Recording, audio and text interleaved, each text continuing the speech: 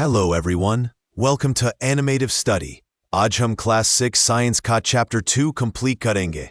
ये वीडियो इस चैप्टर का आखिरी वीडियो होगा, पर अगर अपने पहले वाले पार्ट मतलब पार्ट 1, पार्ट 2 इस चैप्टर का नहीं देखा है तो वो भी देख लेना। ये वीडियो इस चैप्टर का पार्ट 3 है। ये पार्ट भी बहुत इंटरेस्टिंग है, तो चलिए स्टार्ट करते हैं। 2.3 Plants and Animals in Different Surrounding. You might have observed during nature walks that different animals live in different surroundings. आप जब नेचर वॉक पर जाते हो, जैसे पार्क, जंगल या विलेज एरिया में, तो आपने नोटिस किया होगा कि हर जानवर अलग-अलग जगहों में रहता है। जैसे मछली पानी में रहती है, बकरी जमीन पर घास वाले एरियाज में। You have also recorded movement of animals in Table 2.5. आपने एक टेबल 2.5 मैंने लिखा था कि कौन से जानवर कैसे चलते हैं। कोई तैरता है, कोई चलता है, कोई उड़ता है। इससे पता चलता है कि हर जानवर का मूवमेंट अलग होता है। Does the movement of these animals depend upon their surroundings? क्या किसी जानवर का चलने, तैरने या उड़ने का तरीका उस जगह पर डिपेंड करता है जहां वो रहता है? हाँ, हर जानवर का मूवमेंट उसके एनवायरनमेंट के हिसाब से होता है। Let us consider fishes and goat as examples. अब हम दो एग्जाम्पल्स लेते हैं, एक मछली फिश और एक बकरी गोट, ताकि इस बात को अच्छे से समझ सकें। Fishes live in water. मछलियां सिर्फ पानी में रहती हैं। उनका जीवन पानी के अंदर होता है। They have streamlined bodies and fins for movement in water. मछली की बॉडी पतली और पॉइंटेड होती है, स्ट्रीमलाइंड, जिससे वो पानी को काट के आसानी से तैर सकती है। उनके पास फिन्स, पंख जैसे अंग होते हैं जो उनकी स्टीयरिंग और बैलेंस में मदद करते हैं। Goats live in grassy areas and move with the help of legs. बकरियां उन जगहों में रहती है जहां घास होती है, जैसे हिल एरिया या विलेज फील्ड। उनके पास मजबूत पैर होते हैं जिनके थ्रू वो चल सकती है, भाग सकती है और चढ़ाई भी कर सकती है। The sizes and shapes of animals also differ from one another. हर एक जानवर का साइज, जैसे छोटा या बड़ा, और शेप, बॉडी का डिजाइन अलग होता है, क्योंकि हर एक का एनवायरनमेंट और जरूरत अलग होती है। समझने की बात, जानवरों के मूवमेंट और उनकी बॉडी का शेप उनके एनवायरनमेंट के हिसाब से होता है। जहां वो रहते हैं उस जगह के लिए उनका बॉडी डिजाइन परफेक्ट होता है। यही रीजन है कि हर एनिमल अपने एनवायरनमेंट में अच्छे से सर्वाइव करता है। Activity 2.10 Let us compare and analyze. चलो कंपेयर करें और समझें। यानी हम अलग अलग जगहों में पाए जाने वाले प्लांट्स और एनिमल्स को कंपेयर करेंगे और एनालिसिस करेंगे। मतलब सोचकर समझेंगे कि कौन कहाँ रहता है और क्यों। Look at Table 2.6. Recreate a similar table on the blackboard. Table 2.6 को देखो, वैसे ही एक टेबल ब्लैकबोर्ड पर फिर से बनाओ, यानी जो टेबल बुक में दिया गया है, टेबल 2.6। यूज़े देखो और सेम डिजाइन का एक नया टेबल ब्लैकबोर्ड पे या नोटबुक में बनाओ। List the names of plants and animals you or your classmates have observed in the regions given in the table or already know about. जो प्लांट्स और एनिमल्स आपने या आपके क्लासमेट्स ने अलग अलग जगहों में देखे हैं, उनके नाम टेबल में लिखो।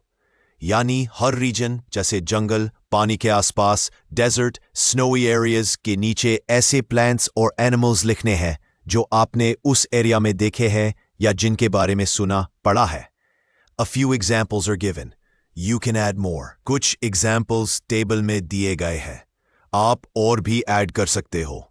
मतलब अगर बुक में टेबल में सिर्फ एक दो नाम दिए हैं तो आप और भी नाम सोच के लिख सकते हो, जैसे neem tree, peacock, camel, cactus, etc. What are your observations regarding plants and animals found in various regions? अलग-अलग जगह पे अलग-अलग पौधे और जानवर होते हैं। डेजर्ट में कैक्टस और कैमल, जंगल में एलिफेंट और टाइगर। सब जगह के एनवायरनमेंट के हिसाब से लिविंग बीइंग्स भी अलग होते हैं।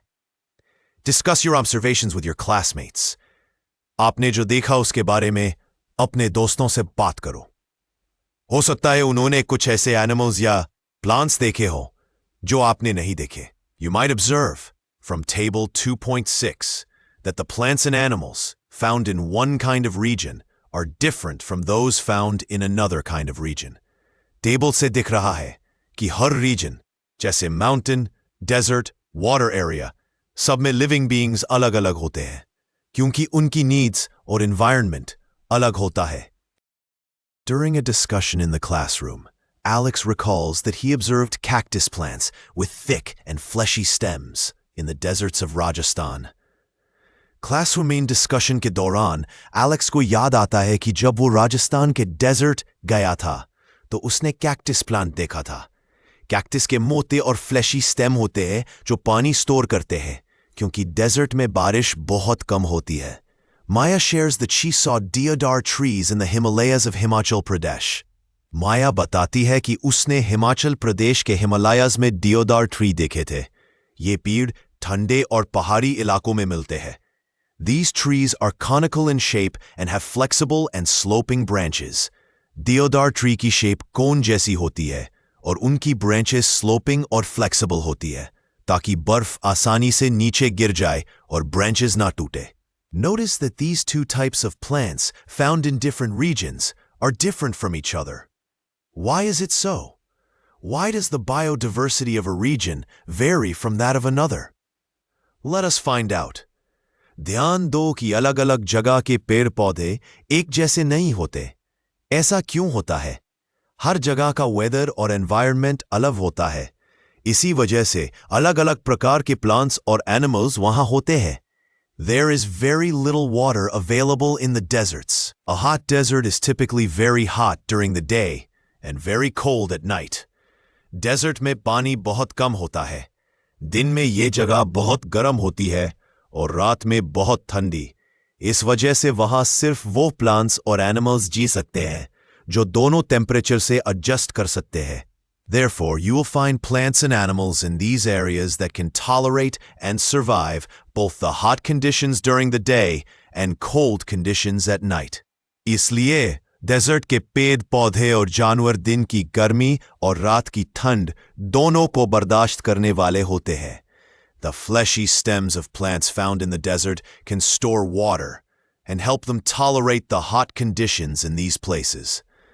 डेजर्ट के कैक्टस जैसे प्लांट्स के मोटे और रास भरे फ्लैशी स्टेम्स होते हैं जो पानी स्टोर कर लेते हैं. ये उन्हें दिन की गर्मी में सर्वाइव करने में मदद करते हैं. The mountains in extremely cold regions experience frequent snowfall. In order to survive in such conditions, some of the trees have the ability to let the snow slide off easily. जहां बहुत ठंड होती है जैसे पहाड़ों में, वहां बार-बार स्नोफॉल होता है. वहां के कुछ पेड़ अपने शेप से बर्फ को आसानी से नीचे गिरा देते हैं ताकि उनकी ब्रांचेस टूट ना जाए. Conical shape and sloping branches of deodar trees enable them to do so easily. Deodar trees की shape cone जैसी होती है और branches sloping होती है जिससे snow slide करके नीचे गिर जाती है. You must have understood by now that the biodiversity varies from region to region because of diverse conditions. अब तुम समझ गए होगे कि हर रीजन का बायोडाइवर्सिटी अलग इसलिए होता है क्योंकि हर जगह के वेदर, पानी, टेम्परेचर अलग होते हैं. Look at the images of a camel from the hot desert of Rajasthan, Fig 2.11, and a camel from the cold desert of Ladakh, Fig 2.12. What are the differences you observe between them? What advantages do these differences provide to these camels? एक बार देखो, राजस्थान के गर्म desert का camel और लद्दाख के ठंडे desert का camel दोनों अलग दिखते हैं. तुम्हें क्या डिफरेंसेस दिख रहे हैं? सोचो, उनके बॉडी के चेंजेस उन्हें उनके रीजन में सरवाइव करने में कैसे मदद करते हैं? The camel of the hot desert has long legs with wide hooves. गर्म रेगिस्तान, hot desert के ऊंट के पैर लंबी टांगों वाले होते हैं और उनके पंजे hooves छोटे होते हैं. Alex shares that his grandmother told him that the long legs and wide hooves help these camels to walk on the sandy desert without sinking into the sand. Alex बताता है कि उसकी दादी ने उसे बताया कि ऊंट की लंबी टांगे और चौड़े पंजे उसे रेगिस्तान की रेत पर बिना धा से चलने में मदद करते हैं. On the other hand, the height and legs of camels of a cold desert are comparatively shorter than those found in a hot desert. ठंडे रेगिस्तान, cold desert के ऊंट की ऊंचाई और टांगे गर्म रेगिस्तान के ऊंट के मुकाबले छोटी होती है। These short legs allow them to walk easily in mountainous regions. ये छोटी legs उन्हें पहाड़ी इलाकों में आसानी से चलने में मदद करती है। In deserts, food is not available easily. रिश्तानों में खाना आसानी से नहीं मिलता। Camels store food in their humps. ऊंट अपने humps में खाना इकट्ठा करके रखते हैं। Camels found in the hot desert have one hump each that helps them to survive during the scarcity of food. गर्म रेगिस्तान में मिलने वाले ऊंट के पास एक हम्प होती है जो भूख के समय में उन्हें जिंदा रहने में मदद करती है। Camels found in the cold desert have two humps each. ठंडे रेगिस्तान में मिलने वाले ऊंट के पास दो हम्प होती हैं। These two humps shrink in late winters because there's not much food available in the cold desert, and they have to use food stored in their humps during that time. ठंड के अंतिम महीनों में जब खाना नहीं मिलता, तब ये दो हम्प छोटी हो जाती है क्योंकि ऊंट उन्हीं में से बचा हुआ खाना इस्तेमाल करते हैं। Moreover, they grow long hair from head to neck, which help them survive the cold winters of Ladakh. इसके अलावा इनके सर से लेके गर्दन तक लंबे बाल होते हैं जो लद्दाख की ठंडी सर्दी से बचाते हैं। What other features can help camels to survive in the desert? और कौन सी विशेषताएं ऊंट को रेगिस्तान में जिंदा रहने में मदद करती हैं? Other students also start sharing their observations. दूसरे students भी अपने देखे गए तजुर्बे observations बताने लगते हैं। Kashi from Rajasthan says that camels excrete small amounts of urine, their dung is dry, and they do not sweat. Rajasthan की काशी बताती है कि ऊंट बहुत कम मात्रा में पेशाब करते हैं। उनका गोबर सूखा होता है और वो पसीना नहीं निकलते। As camels do not lose much water from their bodies, they can survive for many days without drinking water. क्योंकि ऊंट अपने शरीर से ज्यादा पानी नहीं खोते, इसलिए वो बिना पानी पिए कई दिन तक जिंदा रह सकते हैं। Maya talks about seeing plants with beautiful bright flowers, rhododendrons, in the Shola forests of Nilgiris. Maya बताती है कि उसने नीलगिरीज के शोला जंगलों में rhododendron नाम के पौधे देखे जो सुंदर और चमकीले फूलों वाले होते हैं। Here, rhododendrons are of shorter height and have smaller leaves to survive through the heavy winds on mountaintops. यहाँ rhododendron पौधे छोटी हाइट के होते हैं और उनके पत्ते भी छोटे होते हैं जिससे वो पहाड़ों की तेज हवाओं से बच सकें। However, Bema, who is from Sikkim, mentions that she has observed rhododendrons in the nearby mountains to be taller. Figure 2.13. लेकिन सिक्किम की पेमा कहती है कि उसने पास के पहाड़ों में rhododendron के पौधे लंबी हाइट के देखे हैं। Figure 2.13. So even plants such as rhododendrons may exhibit different features in different regions to survive the conditions of those regions. इसका मतलब यह है कि rhododendron जैसे पौधे भी अलग-अलग जगहों पर अलग-अलग तरह की विशेषताएं दिखाते हैं ताकि वो उस जगह के environment में टिक सके। Sagar tells his classmates that he went to the Andaman and Nicobar Islands with his parents for a special event. Sagar अपने classmates को बताता है कि वो अपने माँ बाप के साथ अंडमान और निकोबार Islands एक खास फंक्शन के लिए गया था। He saw huge whales and colorful fish in the ocean. उसने समुंदर में बड़े-बड़े whale और रंग-बिरंगी मछलियां देखीं। His father explained that the streamlined body of fish helps them to swim in water. उसके पापा ने समझाया कि मछलियों का सीधा और पतला streamlined शरीर उन्हें पानी में आसानी से तैरने में मदद करता है। We have learned that the plants and animals living in a particular region have special features that make them fit to survive there. हमने सीखा है कि किसी भी एरिया में रहने वाले पौधों और जानवरों के पास कुछ खास गुण features होते हैं जो उन्हें वहां जिंदा रहने लायक बनाते हैं। The special features that enable plants and animals to survive in a particular region are called adaptations. जो खास गुण पौधे और जानवरों को किसी एरिया में सर्वाइव करने में मदद करते हैं उन्हें adaptations कहते हैं। The shape of the deodar tree and the height of the rhododendron are adaptations that enable them to survive in the mountainous regions. देवदार के पेड़ का शेप और rhododendron पौधे की हाइट ऐसे adaptations है जो उन्हें पहाड़ी इलाके में जिंदा रहने में मदद करते हैं। The place where plants and animals live is called their habitat. जिस जगह पर पौधे और जानवर रहते हैं उस जगह को उनका हैबिटेट कहते हैं. For example, the habitat of sea turtles is the sea or the ocean. जैसे कि समुंदरी कछुआ, sea turtle का habitat समुंदर या ocean होता है. The habitat of a camel is the hot or the cold desert, and the habitat of a rhododendron is the mountains.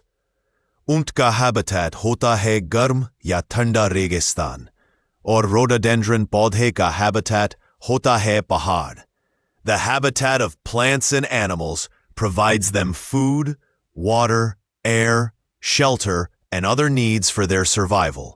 पौधों और जानवरों का habitat उन्हें खाना, पानी, हवा, रहने की जगह और जिंदा रहने की दूसरी जरूरत की चीजें देता है. Many types of plants and animals may share the same habitat. कई तरह के पौधे और जानवर एक ही habitat में रह सकते हैं. Habitat plays an important role in shaping the biodiversity of a region. Habitat किसी एरिया की biodiversity यानी जीवों की विविधता बनाने में एक बहुत ही important role निभाता है. अब अपने एक साइंटिस्ट के बारे में जानते हैं. Salim Ali, 1896 to 1987, traveled across India to observe diversity in birds. Salim Ali, 1896 to 1987, पूरे भारत में घूमे ताकि वो birds, पक्षियों की वैरायटी यानी विविधता को देख सके. He prepared a list of birds and documented their travel routes and habitats. उन्होंने birds की एक लिस्ट बनाई और लिखा कि वो कौन से रास्तों से सफर करते हैं और उनका habitat यानी रहने की जगह क्या है. He recorded the regions with high diversity of birds and took measures to conserve these regions. उन्होंने उन जगहों का रिकॉर्ड बनाया जहां birds की विविधता ज्यादा थी और उन जगहों को बचाने के लिए कुछ कदम भी उठाए. Keoladeo National Park in Bharatpur, Rajasthan, and Ranganatitu Bird Sanctuary in Mandya, Karnataka are examples of regions he preserved.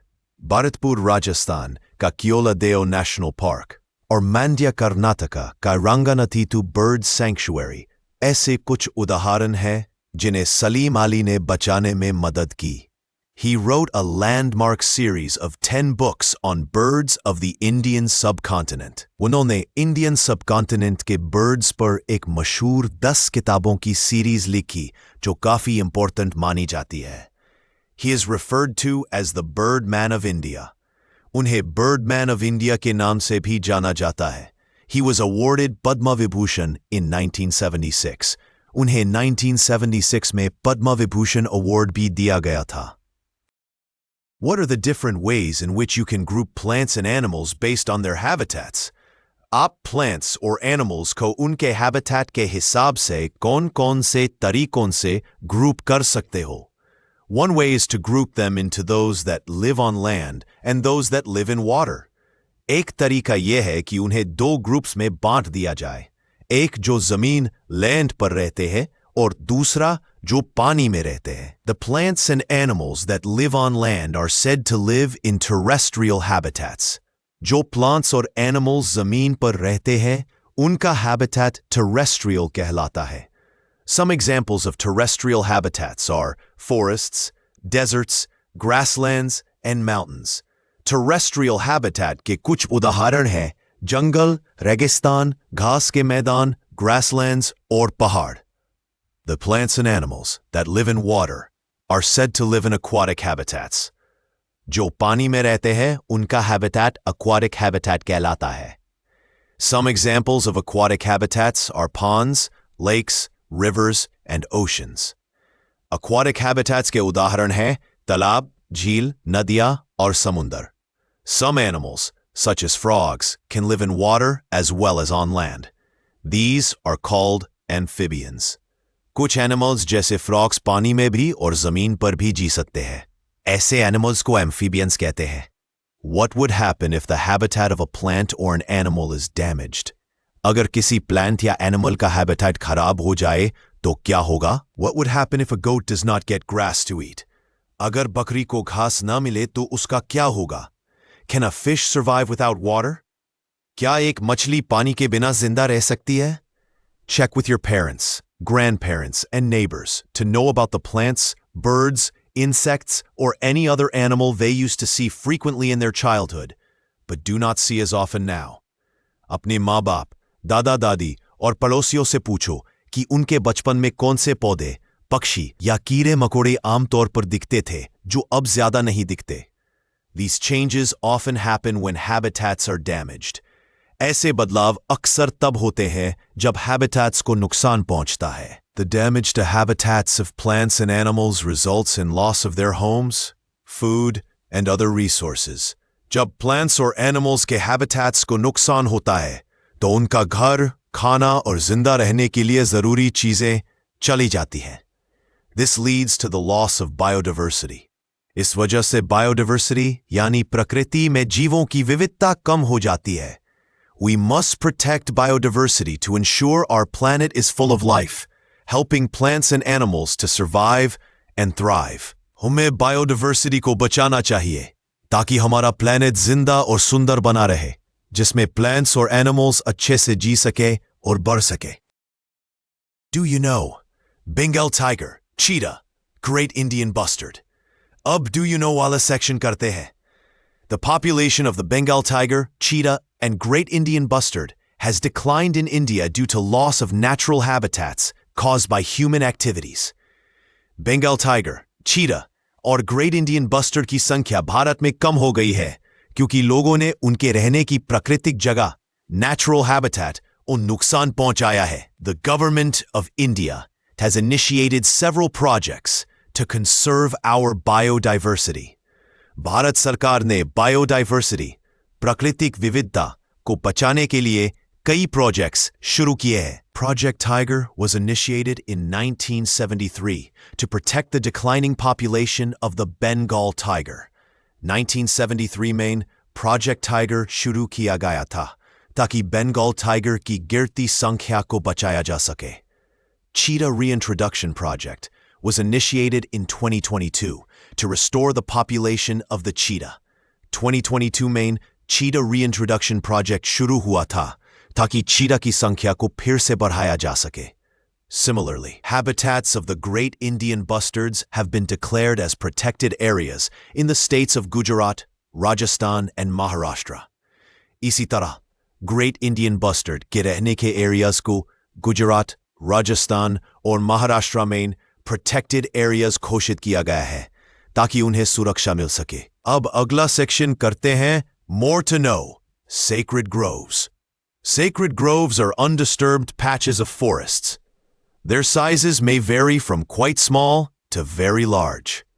Sacred groves ऐसे जंगल होते हैं जो छुए नहीं जाते. इनका साइज छोटा भी हो सकता है और बहुत बड़ा भी. Sacred groves are found all over India. ये sacred groves पूरे भारत में पाए जाते हैं. They are home to different kinds of plants and animals, including numerous medicinal plants. ये जगह कई प्रकार के पौधों और जानवरों का घर होती है. इनमें कई औषधि के पौधे भी होते हैं. These are protected by the local community, and no one is allowed to harm any animals and cut trees in these groves or disturb the area. In groves को local लोग सुरक्षित रखते हैं. कोई भी यहाँ पर पेड़ नहीं काट सकता या जानवरों को नुकसान नहीं पहुंचा सकता. This way, sacred groves are a community protected treasure of biodiversity. इस तरीके से sacred groves समुदाय द्वारा सुरक्षित एक प्राकृतिक धन होते हैं. ये biodiversity को बनाए रखते हैं. Find out about the sacred groves in your region. अपने क्षेत्र में ऐसे sacred groves के बारे में पता लगाओ. Summary. अब इस चैप्टर की समरी देख लेते हैं क्योंकि समरी से हमें पूरे चैप्टर का एक शॉर्ट एंड क्लियर आइडिया मिलता है. जब एग्जाम से पहले रिवीजन करना हो या कॉन्सेप्ट याद रखना हो तो समरी एक शॉर्टकट जैसा काम करती है. We are surrounded by a large variety of plants and animals. Such variety of plants and animals is a part of biodiversity. Nature में हमें बहुत सारे प्लांट्स और एनिमल्स दिखाई देते हैं. ये जो वैरायटी होती है उसे बायोडाइवर्सिटी कहते हैं. हर प्लांट और एनिमल थोड़ा अलग होता है. किसी का शेप, साइज या मूवमेंट डिफरेंट होता है. यही डाइवर्सिटी हमें नेचर को इंटरेस्टिंग बनाती है. Plants and animals can be grouped on the basis of similarities and differences among them. Plants और एनिमल्स को हम ग्रुप बनाकर समझ सकते हैं।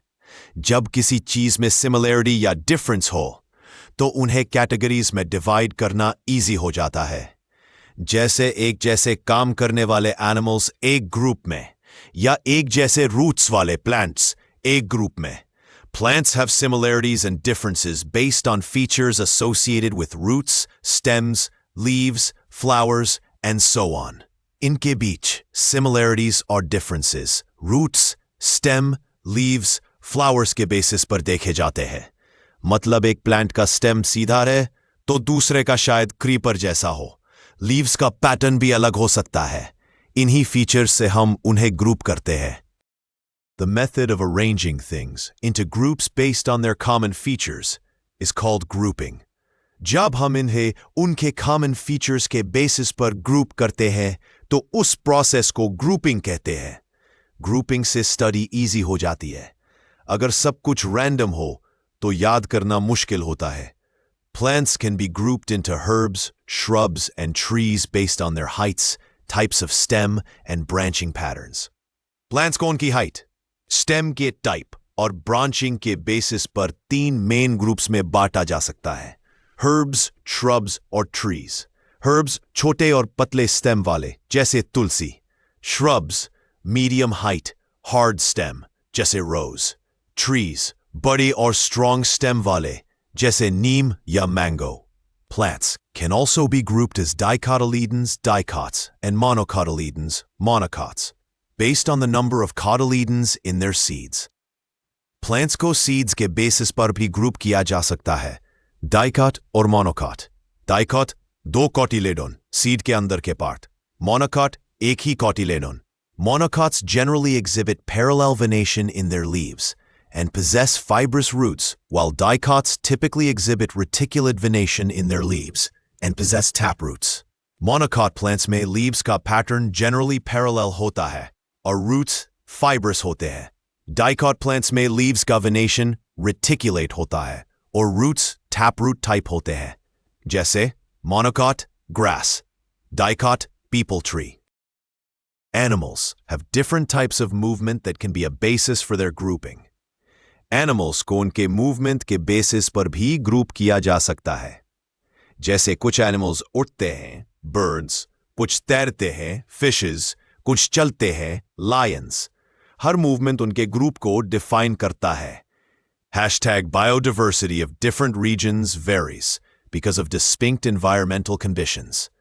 हर जगह की biodiversity अलग होती है क्योंकि environmental conditions भी अलग होती है। Desert, jungle, snowy regions, सब जगह अलग तरह के plants और animals होते हैं. The special features that enable plants and animals to survive in a particular region are called adaptations.